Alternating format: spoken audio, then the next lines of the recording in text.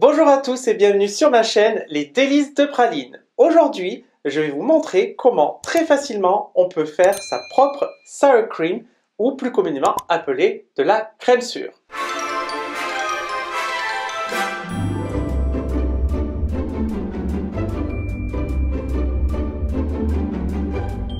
Ça a dû très certainement vous arriver de vouloir refaire une recette proposée en Amérique du Nord et on vous dit d'ajouter de la sour cream. La sour cream, c'est de la crème sûre. Et là, vous vous retrouvez face à un dilemme et vous vous dites « Eh ben, je vais rajouter de la crème fraîche, ça fera pareil. » Certes, ça va fonctionner, mais ce n'est pas pareil. La crème fraîche est beaucoup plus douce et avec un taux de gras plus élevé et la sour cream a un taux de gras plus faible avec un petit côté acidulé. Voici les ingrédients dont nous aurons besoin et je vous les mentionne également sous la barre d'infos.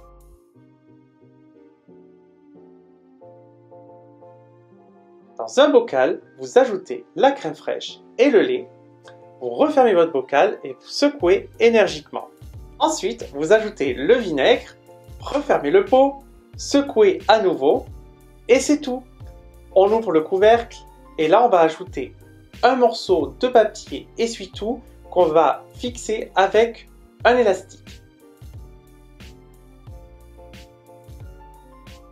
Maintenant, il ne reste plus qu'à laisser macérer ça pendant 24 heures à température ambiante. On ne touche à rien. 24 heures plus tard, vous retirez le papier essuie-tout et vous allez voir que vous avez deux couches assez distinctes, une plus épaisse au-dessus et une un peu plus liquide en dessous.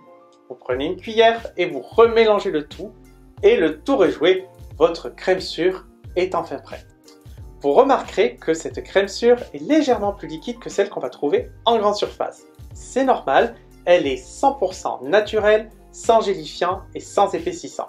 Si vous avez besoin d'une crème sûre un petit peu plus épaisse, vous donnez quelques coups de fouet et le tour est joué. Sinon, on peut commencer à faire dès le début avec de la crème fraîche épaisse et vous aurez un résultat de crème sûre plus épaisse également.